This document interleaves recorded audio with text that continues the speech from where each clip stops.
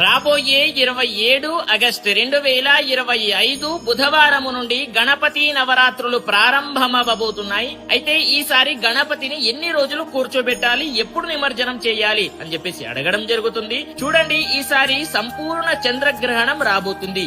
ఎప్పుడయ్యా అని అంటే 7 సెప్టెంబర్ 2025 ఆ రోజు సంపూర్ణ చంద్రగ్రహణం రాబోతుంది. కాబట్టి మనకి ఈసారి 9 రోజులు మాత్రమే గణపతిని కూర్చోబెట్టి ఉద్వాసన పలికి స్వామి వారిని నిమజ్జనం చేయాలి. అది 4వ తారీఖు మనం చేసుకోవచ్చు నిమజ్జనం. అయితే కొంతమంది అడుగుతున్నారు, ఊరేగింపు చేసేటప్పుడు అంటే వెళ్లేటప్పుడు నిమజ్జనం చేసేటప్పుడు మాకు డప్పులు దొరకడం లేదు అని చెప్పేసి కూడా చెప్పడం జరుగుతుంది. వాళ్ళకేంటి అని అంటే మీరు 10వ రోజు 11వ రోజు కూడా చేసుకోవచ్చు, కానీ చంద్రగ్రహణము గణపతి పైన పడకూడదు అనేది మర్చిపోకండి. త్వరగా మనము నిమజ్జనం చేసుకుంటే చాలా బాగుంటుంది. ఇంకొకటి నేను ప్రతి ఒక్కరికి చెప్పాలనుకుంటున్నాను, గణపతి దగ్గర సినిమా పాటలు లాంటివి, అదే విధంగా ఊరేగింపు చేసేటప్పుడు తాగి దుంకులాడడం లాంటివి చేయకండి. ఎందుకు అని అంటే ఎంతో కష్టపడి ఎంతో ఖర్చు చేసి మీరు గణపతిని కూర్చోబెడతారు. ఎందుకు కూర్చోబెడతారు? మీకు మంచి ఆశీర్వాదం రావాలి కదా, మీ ఫ్యూచర్ బాగుండాలి కదా, మంచి స్థాయిలో ఉండాలి కదా. మీరు ఇవన్నీ వదిలేసి మీరు ఇలా చేస్తానంటే మాత్రం ఫలితం రాదు. కూర్చోబెట్టినా సరే మీకు వేస్ట్ అవుతుంది.